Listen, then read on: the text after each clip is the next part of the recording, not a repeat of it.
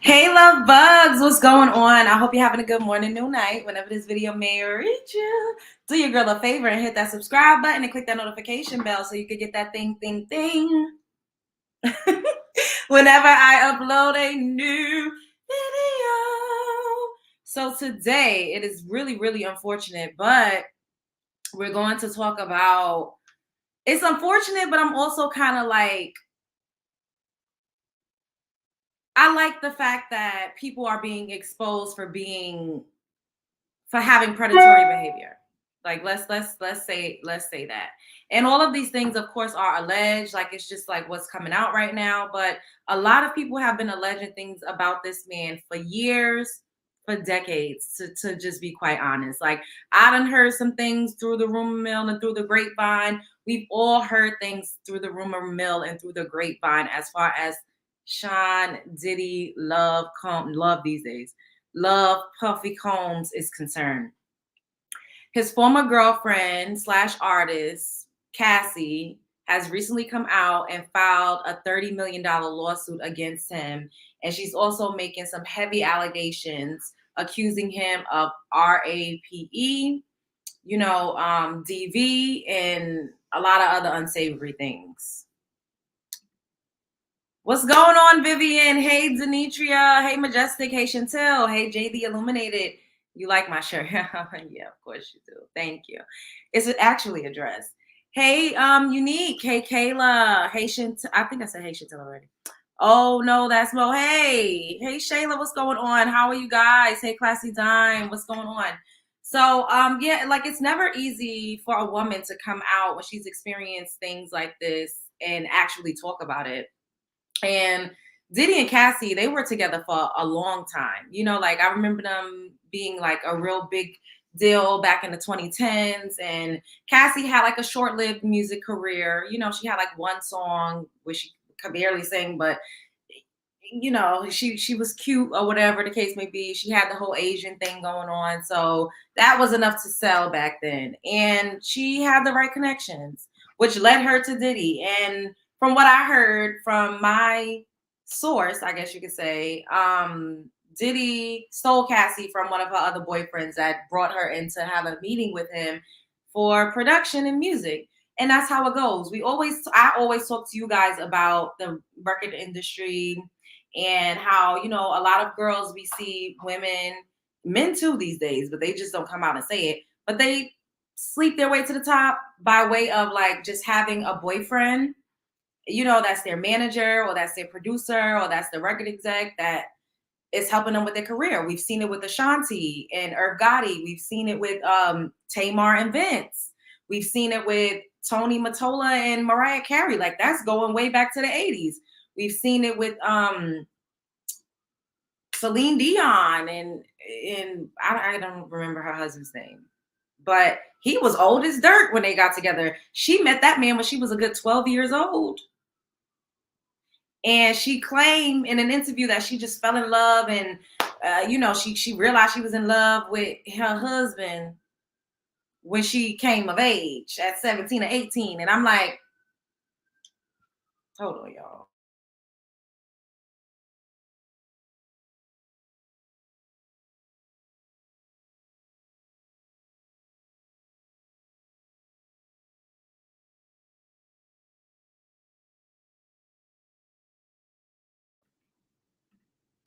Yeah, so I'm basically Renee. Yes, Renee. Thank you, Courtney. Renee and Celine Dion. Yes. So I'm just telling you guys to say that it is not uncommon for older men to get with younger women and to promise them the moon and the stars. It has happened to me. I didn't really drink the Kool-Aid. I was told that I didn't listen. I guess I was the one that was kind of hard to work with because I didn't care. Like I didn't want to lay down and get down. Like I always did what I wanted to do. I wasn't thirsty enough. You know what I mean? Like I didn't follow up enough. I wasn't groupie-ish enough. Like I just didn't do what everyone else did to like really make their dreams come true, so to speak, in that regard. So I'm saying all of this to say that absolutely I believe that, these allegations that Cassie are making about Diddy is true. Like there's nothing that's going to make me think that it's not true.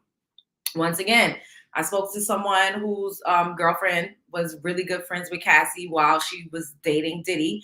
And Cassie was extremely, submissive, and she would cry a lot. And I do believe that she was, probably forced. This is all alleged, to participate in things that she did not want to participate in. And she witnessed a lot of things that she didn't want to be a part of, but because she loved him so much and he got in her brain, he got her when she was super young. What was she, 20 years old, 20 something? I don't know. And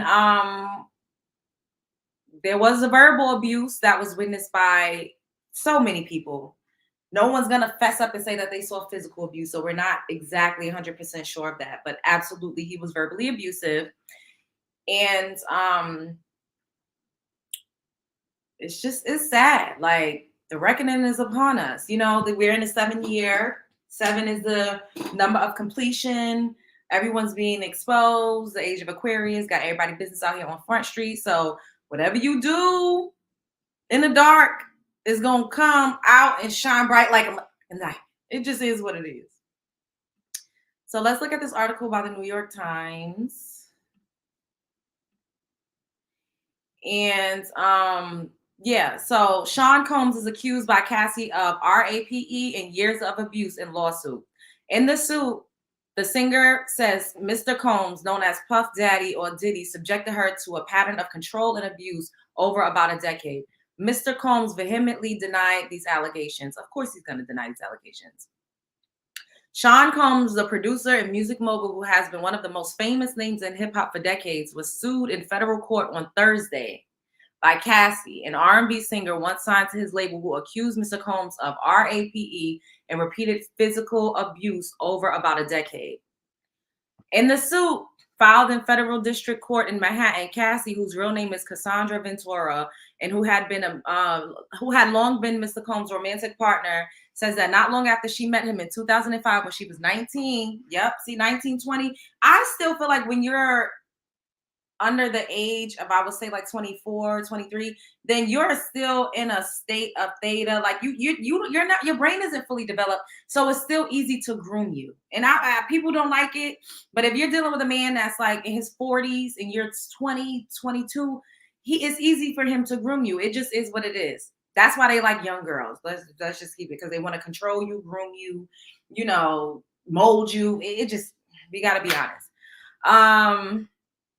He began a pattern of control and abuse that included plying her with drugs, beating her, and forcing her to have sex with a succession of male prostitutes while he filmed the encounters. So once again, the person that I just spoke to, source, friend, whatever you want to call it, he himself confirmed that he was in possession of a video of Cassie that he got from allegedly P. Diddy, or from that camp.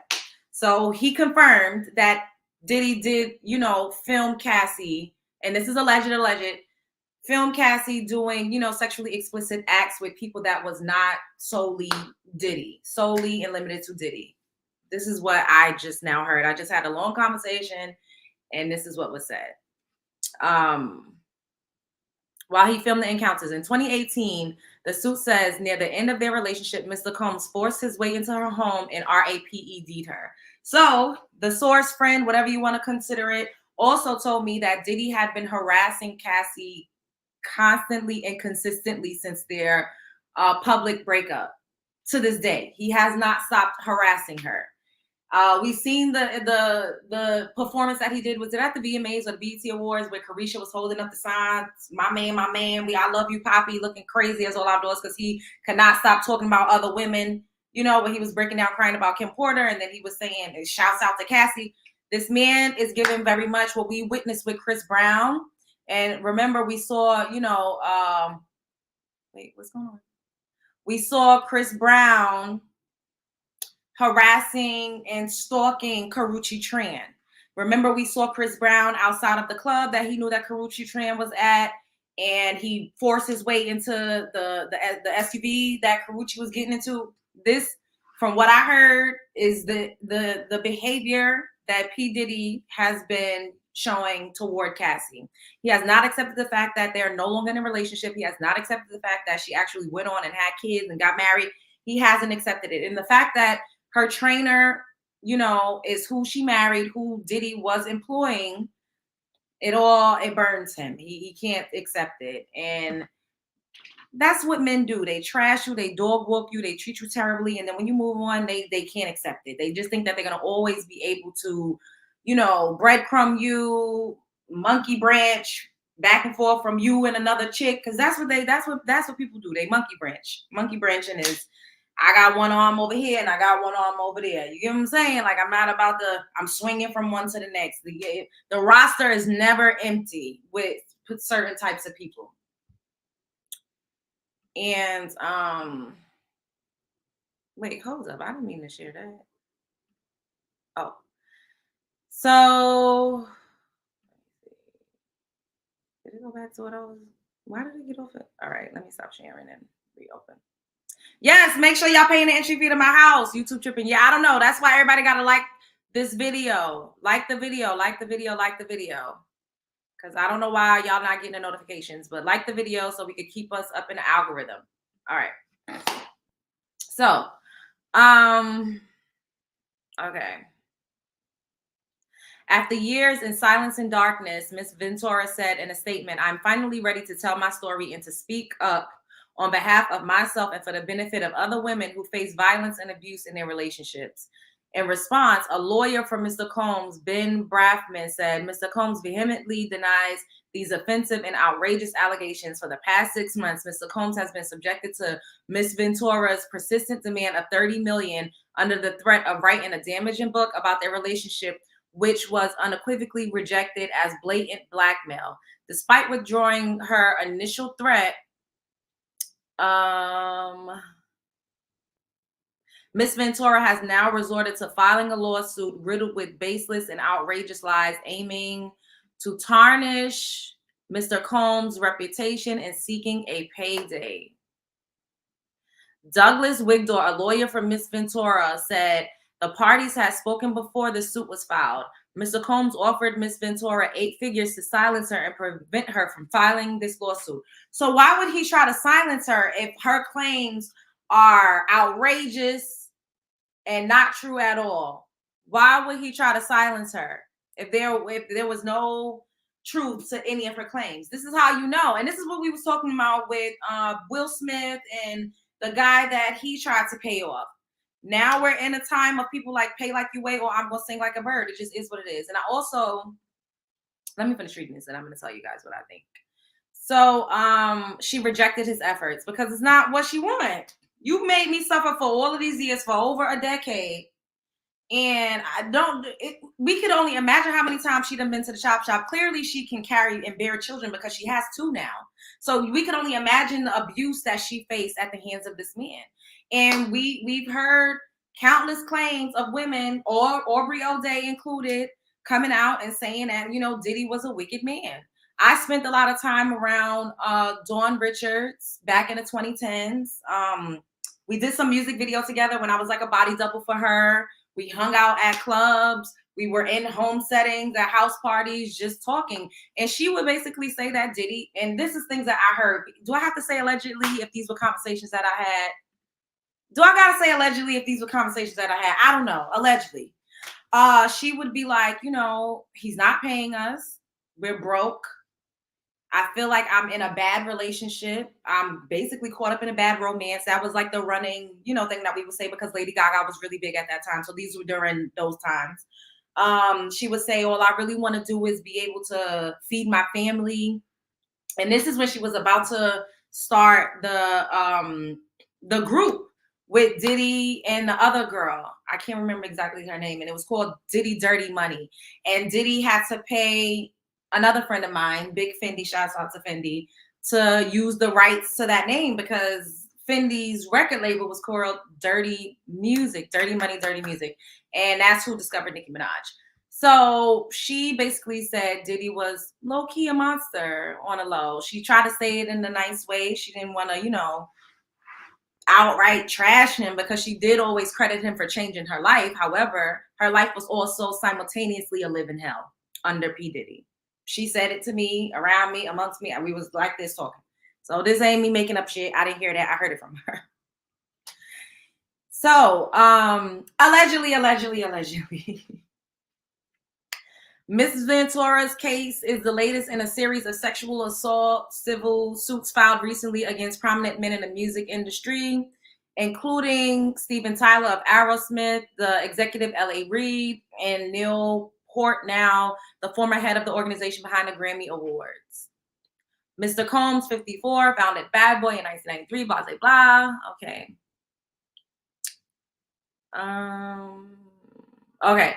Mr. Combs, who in his career has variously been known as Puff Daddy, Diddy, and Love, may be the most famous music executive of his generation, but the suit depicts Mr. Combs as a violent person who, beyond repeatedly assaulting Miss Ventura, asked her to carry his pow in her purse, and the suit suggests he was responsible for blowing up the car of a rival suitor who is Kid Cudi, which we will discuss, and one incident. The suit says Mr. Combs dangled a friend of Mrs. Ventura's over the 17th floor hotel balcony. And naming additional defendants, the court papers asserts that others who worked with Mr. Combs had helped him to control Miss Ventura at times by threatening her with retribution, like suppressing her music. We talk about this all the time. This is why I say they breadcrumb you. It's not just you give up a little bit of coochie and then you're going to be Beyonce. You don't give that. They have you by the balls. That's why I never wanted to, y'all.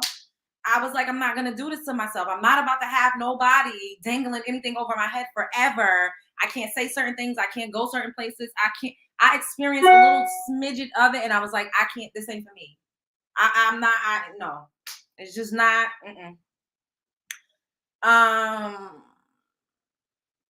or by helping to conceal his behavior. The suit, which names Mr. Combs and a number of his associated companies as defendants, seeks unspecified damages.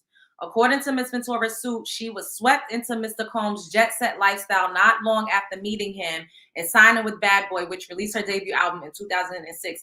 Keep in mind, this is like a 20-year-old girl. 2006, Diddy's what, 50-something? So he's like in his 30s at this point, mid-30s, mid to later 30s.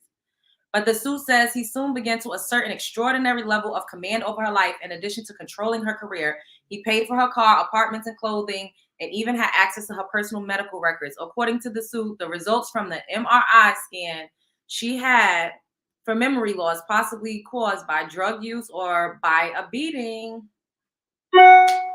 she says she suffered from Mr. Combs, went directly to Mr. Combs. Mr. Combs also provided Miss Ventura with copious amounts of drugs. I believe this. I believe it. I done been around a lot of people that's associated with a lot of these people. I hear them talk and I see what they do, including ecstasy and ketamine, and urged her to take them, the suit says, and often became violent, beating her multiple times each year. The suit says Miss Ventura never went to the police because she feared it would merely give Mr. Combs another excuse to hurt her. I believe this. In one incident in Los Angeles in 2009, the suit says Mr. Combs became enraged when he saw Miss Ventura talking to another talent agent, then pushed her into a car and kicked her repeatedly in the face, making her bleed. According to the suit, Mr. Combs then had his staff bring her to a hotel room to recuperate for a week. She asked to go home to her parents, but Mr. Combs refused, the suit says. The suit says that after seeing the violent repercussions of rejecting Mr. Combs and the extent to which he would isolate her from her support network, Miss Ventura felt that saying no to Mr. Combs would cost her something: her family, her friends, her career, or even her life. Y'all, child. This is a lot. In early 2012, he grew so angry about her dating the rapper Kid Cudi that he said he would blow up the rapper's car around that time. Kid Cudi's car exploded in his driveway. I met Kid Cudi before, too. He was nice. Through a spokesperson, Kid Cudi confirmed Miss Ventura's account that he had a car that exploded. This is all true. I met Cassie before, too. She was really pretty and sweet.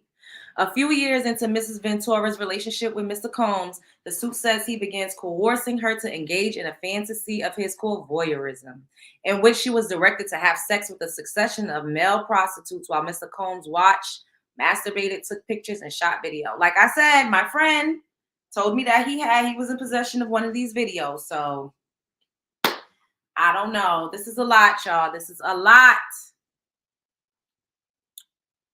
Wow, she would delete these videos that were shot on her phone, but Mr. Combs told her he still had access to the videos.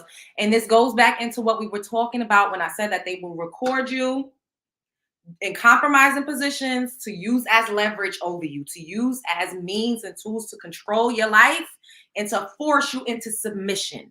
I'm telling you, y'all, I was told that I needed to do this with someone, and I refused to do it. I said, I am not going to lure anybody anywhere. I ain't about to take no videos of doing it. I'm not doing it.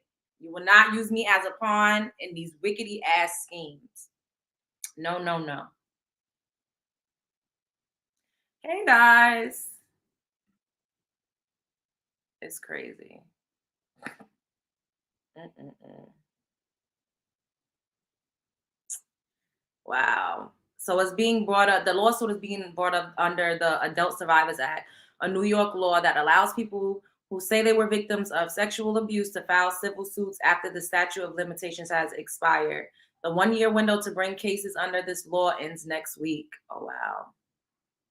That law is cited in Ms. Ventura's complaint, and in a statement, she addressed its importance. With the expiration of New York's Adult Survivors Act fast approaching, she said, it became clear that this was an opportunity to speak up about the trauma I have experienced and I will be recovering from for the rest of my life. I believe this. I believe it because of the things that I've heard from people that are directly linked to this camp. I believe it because of things that I was told to do by executives in the entertainment industry. I believe it because of things that people that were close to me was told to do in order to advance their careers. Um, the entertainment industry is the devil's playground. There, I said it. It's the devil's playground. There, I said it. And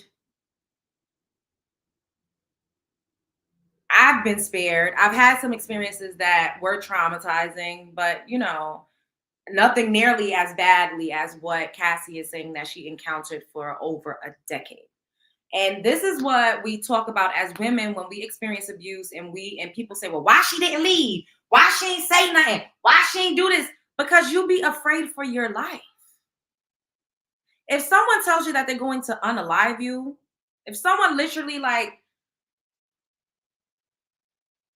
I've been driven into oncoming traffic by a man that I was seeing, and that's just one of the heinous things that he did to me. Like literally driving me into oncoming traffic while physically assaulting me. I've been stalked. I've had multiple phones broken, smashed. I have been in so many situations where I thought for a long time that the demise of me, the end of my life, was going to be at the hands of a man. And I was so traumatized. Like, I didn't want to be with no man. I didn't want to look at a man. Like, everybody was like kept at arm's length distance because it's utterly fucking terrifying. And I was young. You know what I mean? Like super young. So I'm like, when you're young, you don't really know any better. You think it's love. You're not sure how to navigate and how to handle. You're embarrassed. You feel like it's your fault. You feel like, oh my God, like I did something to cause this. You know what I mean? Like it's my fault. Like, and we experience so much victim shame and victim blaming that it literally it fucking, like, I don't even know how to explain it, but it's hard to come out and talk about things like that. It's humiliating for me to even just now say this to you guys. I'm embarrassed. I don't feel good about that. And I've had to go to therapy, and I've had to do the work, and I've had to come to terms with the fact that it was not my fault. Any of the things that I've endured was not my fault. I was not as protected as I should have been. And a lot of the times, when you grow up and you have parents that don't know what the hell they're doing raising you, you're left to your own devices. And a lot of men are predators. We just got to call it what it is. A lot of men are predators. Men want younger women so that they can prey. They look at women as prey. And you could argue with your mother. it just is what it is. And it's easy to say, well, why you didn't leave the first time? Because you literally be afraid for your life. I've been told if you leave, nobody is going to have you. I'm going to take your life and ship your body to your mother's house. Like literally, like, and it's not always bad. You know, in your mind, you're like, well, he's not always like this. It gets worse.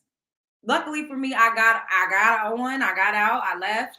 You know, I don't have any ties to that person, and it didn't take me a decade to move on and to move forward. It was hard though because of the harassment. Like I said, my friend just got on this phone and told me that Diddy has been harassing Cassie allegedly. So it is not unbelievable. People could be like, oh, she should have been left. First of all, that man has a lot of power. He's P fucking Diddy. He has a lot of access. He has a lot of resources. There's people that's afraid of him. He has a lot of yes men. Like, you don't go up against somebody like that, especially when you don't have an army of your own. It's scary. You know what I mean? Like, it's not something that you just do. Like, you have to be so bold and courageous to speak out against abuse, let alone against a multimillionaire that is a figurehead and that is a staple, a household name, and someone that is adorned in the hip hop community. He's a pioneer of hip hop. You know, so how do you fight against that? He is a gatekeeper. He is an essential part of the machine that is the entertainment industry. So, you know, I believe it. I do. I've heard countless stories of Cassie being mishandled and abused and battered and humiliated and forced to do things against her will. And I've heard this before. Giving social commentary on YouTube was a big thing. I've heard this. I have. And I guess we're just going to have to see how this plays out. It's really sad. We all know that he's abused his artists financially. He's very financially abusive. We've all known that. We've all seen Making the Band where he made them walk across the bridge for a cheesecake. Like, that's abuse. It's very narcissistic. Like, his ego is through the roof. I would go so far as to say he might be a psychopath. And a lot of us, we fall in love with psychopaths because psychopaths run the world. And y'all just thinking of a psychopath as like someone that's like going around powing people. No. Psychopaths are very glamorous. They have superficial charm. They lack empathy. They don't care about anybody's feelings. And this is why they're able to elevate to certain grandiose heights of success, because they have no conscience. They don't give a fuck. They don't care. They're disconnected from source. They're great speakers. They're manipulative. They know how to get people to do what it is that they want them to do. They know how to command a room. They know how to assemble people to serve them. Do some research on what a psychopath is now, yeah. That coupled with the fact that he's been accused of physical abuse, and this is just all my opinion. This is just all my opinion. And then I was watching Storm's commentary on it earlier. Shouts out to Storm, my bro.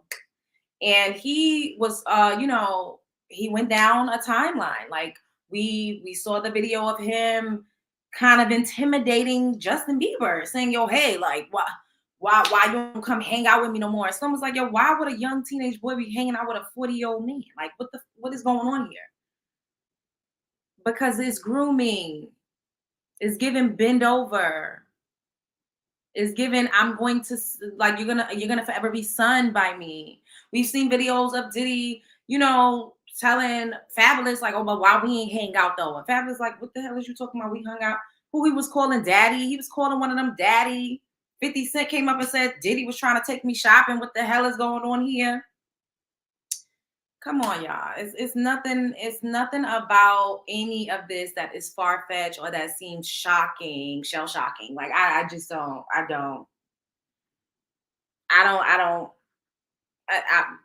To be quite honest, I believe every single word of this. I do. And people saying, "Oh, she's just trying to shake him down for money." My friend said that while we were on the phone. She's just trying to get money. I'm like, well, not only did he physically, mentally, and emotionally abuse her, he probably stunted her growth as far as her career in the entertainment industry went. Men will do that. They'll hate you out. They don't want you to succeed beyond them. They don't want you to be better. They don't want you to grow. They see how, like, look at Stevie J and Jocelyn. Jocelyn is way bigger now that she got than she was with Stevie J, because she got with Ballistic, someone that actually knew his role, that assumed the position, understood how to help and how to curate and navigate her career and what it is that she needed for her brand and her niche. He helped facilitate that, as opposed to trying to, I'm gonna send you back to the strip club. I'm gonna send you back to the strip club. Like, no, he like, oh, this is $1 million baby. You know, I see the potential. I see it. It's like, I see it. I get it. And I know how I could be an asset to this woman so that we could go up. And a lot of superstar women don't get that. You know, superstar women get drugged down. Superstar women get stunted. This happened to me for years. Like, why y'all think it took so long for me to get the hell up here and be like, I don't give a fuck? Because I always had a nigga in a cut somewhere hating me out bad. I had to fight through that. I'm telling y'all, if I'm lying, I'm flying. If I'm lying, I'm flying. So yeah, give me my money. Give me my money, because I'm gonna need a lot of therapy. I'm gonna need a lot to help to heal and mend all of the trauma that I experienced.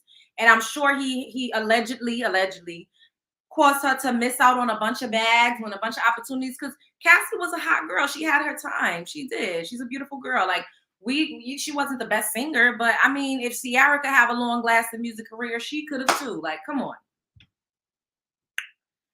But I believe it. I just do. There's nothing that, of course, he's going to say she's lying and, oh, it's a lie. It's a lie. It's a lie. So this is Aubrey O'Day.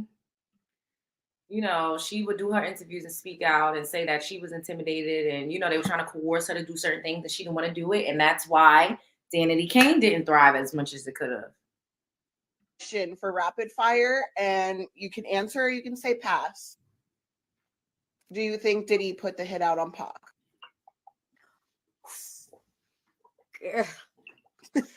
Was a loaded question. No pun intended. Pass.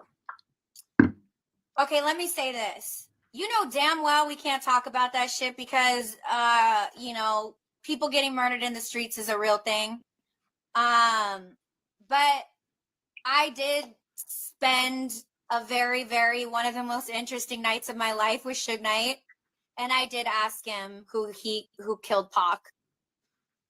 And I also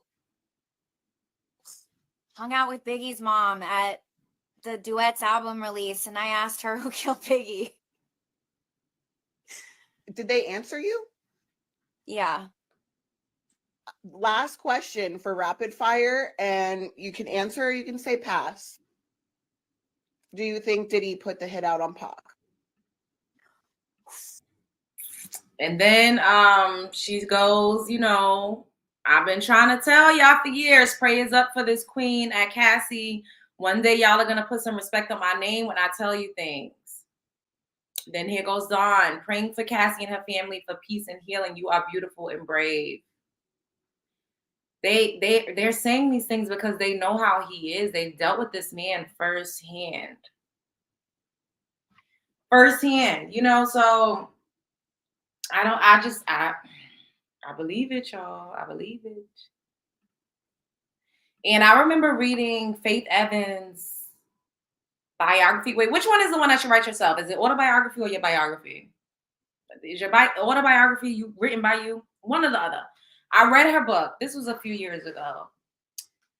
And in the book, she was recounting when she got the phone call that Biggie was assassinated. And she was like, no one heard anything from Diddy. She said, not a peep. Like, he wasn't at the hospital, although they were in the same, you know, in the same city together. They were allegedly, supposedly together when this went down, or he was in a car behind him. He wasn't there to make the funeral plans. He didn't call Biggie's mother. No one had heard from Diddy for like 1 to 2 weeks. He was just like a ghost. And Faith, in her book, she said that she thought it was very suspicious, but she didn't know, what exactly was going on. And I'm just like, I just, everyone's saying that he has something to do with it. People take people out for insurance money. Diddy always wanted to be an artist himself. Maybe Biggie was a stumbling block for him, or he was just using Biggie and harvesting off of his energy as much as he needed until he could get to where he needed to be. Because he's also someone that's going to climb the ladder no matter what. And if you are, hi, baby, hi. And if you are collateral damage, then you're just collateral damage. And it is what it is. And like I said, it's really unfortunate. I believe this. We're going to continue to watch to see how this unfolds. And everybody ain't lying. Everybody is not lying. I also feel like Cassie chose to come out because a lot of people also wondering, like, well, why is she coming out now? Why is she coming out now? I feel like Cassie chose to come out now because this is a way to protect her and to save her life. Because think about it. We heard rumors that Kim Porter was going to come out with a book. Hi, you want to say hi to the people? Come here. Come on. Say hi. Say hi. My kitty boomskis. That Kim Porter was going to come out with a book, and then all of a sudden she's unalived, and they're saying that she had pneumonia or whatever it is. When, I don't know. I don't follow these people, so I'm not sure, but I don't think that any of us at that time, any of us heard of Kim Porter being sick or having any type of illness or ailments. I just don't know. So it was just very ironic that she all of a sudden was unalived. You know what I mean? So of course people think that it was an inside job, that it was an inside job. And then I saw this video, but I wasn't sure of the validity of it. So I never posted it or like spoke about it, but it was a woman claiming to be Kim Porter's sister, saying that she know for a fact that Diddy had her sister unalived. So I believe that Cassie came out, and I don't think it's just a shakedown. I also feel like, because from what my friend source, whatever you want to call it, told me, Diddy has been consistently and constantly harassing her. And I believe this is also her saving her own life. Now that she's come out publicly and said this, if something happens to her, we're all going to be looking at Diddy. It just is what it is. So what better way, but you got to come out and you got to get the people to know exactly what it is that you're experiencing and what you're going through and what you've gone through. It's a defense mechanism. Like, shit, we got to do this. You get what I'm saying? Like, now is the time. Like, I'm sure, in a better place. She's married. She's a mom now. She's a few years removed from that whole camp and that whole situation. So she probably feels, in a better, more secure, more safe state of mind, and also physically, so that she could finally tell her story. This is definitely the time of exposure. Exactly. I'll be sure. Yeah, he tried. I'll be sure, but he survived. Exactly. Like, I feel like I just seen something else that was posted. Oh God, I think this is Azealia Banks. Oh, and then also the interview with Diddy's former girlfriend Gina, that she did over there with Tasha K has resurfaced. Storm also played that in his commentary. Storm did a great job breaking it down. But let's go head on over to Neighborhood Talk so we can look at make sure everyone's hitting the like button so we can get an algorithm, because I see a lot of people saying they did not know I was live. So pay the entry fee and hit the like button on your way in. So shouts out to the Neighborhood Talk, fair use. Let's go to Gina. He had caught me texting another man. We was in Miami, and it got really crazy that time. We was upstairs, and he had like, we were in his closet, and he like pushed me, and I fell to the ground, and and then he like stood over me. So I was like laying on my back, and he stood over me, and he started like punching me like this. Like he avoided my face, but he like started punching. You could hear, I believe this. I believe this too.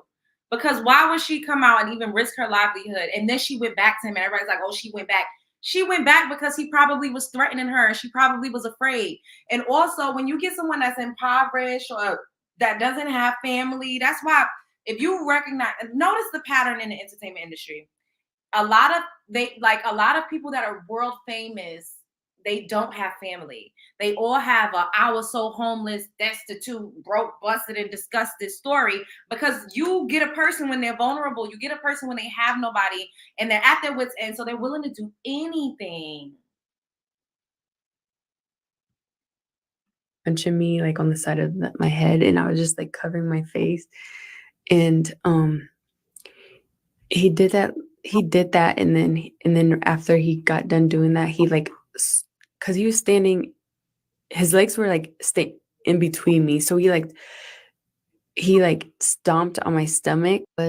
He had caught me texting another man. We was in Miami. Look at that. Cassie called her texting another man. I believe it. Everybody's not lying. So this is what, oh God, Azealia Banks, of course she got to come and say something. Azealia Banks, this is true. One time Diddy beat her up so bad, he sent her on a 3-week vacation to Hawaii just so no one would see or question how her face got like that. Cassie sues Diddy Combs for RAPE and repeated physical abuse. Another violent hip-hop homosexual. This is what mental illness looks like for all of you armchair psychologists. I believe it. I'm sorry. Like, we done all heard through the grapevine that this man was abusive and a tyrant. And I don't know. Okay, so that was my commentary on that. We will absolutely, stay updated with this situation. I'll probably be back again live maybe tonight to talk about a couple other things, but I just wanted to speak on that. So let's get into what you guys are saying. It's really heavy, and I probably should have said trigger warning at the top of the show, but it's just unfortunate. A lot of women, we just suffer in silence for years and years and years, and we don't always put our abusers in jail the way that we should. We protect them. And this is why when I talk to you guys, I talk to you guys from life experience. I talk to you guys because I'm a woman, and then I know other women that go through things. I know women that are still in certain situations. And that's why I say the statistics will never fairly show exactly what's going on in our community, because we don't go to the police at the rate that we should. And we have to do better. We do. Because people shouldn't. Karma always comes to collect. However, with us not saying anything and allowing this to go on, we allow other women to be victimized. And you see how this girl Gina, because Cassie didn't say anything sooner, she also became a victim of P. Diddy. And we don't even know how many other women have been victims of his. Allegedly.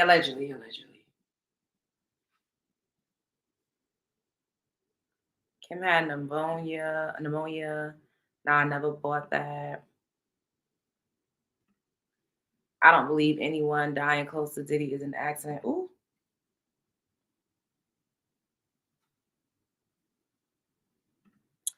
And she's had a case, and they are now implementing a law for adult abuse in NY next year. This is so sad. It really is. I seen a video where everyone that was gonna write a book not here: Andre Harrell, Kim Porter, and Heavy D. Cassie was smart to come out and make this a public thing. Otherwise, she probably wouldn't be here. And I know he's bold. I think he's bold, but I don't think he's bold enough to try to go and unalive her now, like with the whole world watching. I just don't see that. I don't know. It is triggering, but us abused women need to hear it. Peace to all of us, to all the silent sufferers. Yep.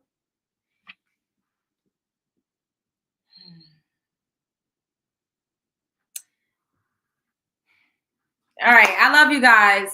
Show up as her, be her. Show up as him, be him. Don't let nobody play in your face. The world is your stage. You're at the center of it. Speak up, speak out. You know, don't suffer in silence because you could possibly be saving someone else's life. I know it's hard. It doesn't feel good for people to blame you for being in situations where you're literally a victim. I've experienced that. But I'm here, you know, I'm here. And I feel like some of us are supposed to go through things and we're supposed to be tested and put through the gauntlet and ugh.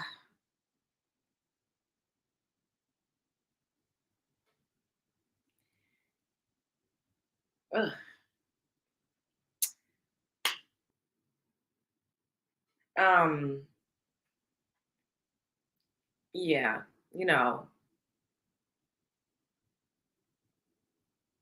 because we're supposed to help and heal people. And if you don't go through things, if you haven't had to pull yourself out of a dark place, if you haven't had to be resilient, if you haven't had to soldier on, you know what I mean? Then you wouldn't be able to help people. Like people running around saying that they're healers and they're empaths and they're all of these things. But if you have not conquered your shadow self, if you have not pulled yourself out of the darkness, you are a fucking fraud and you're a scam. There's no way that you'll be able to help people because you really don't know what it takes. You can't relate. All right, I love y'all. Spread love is the Brooklyn way.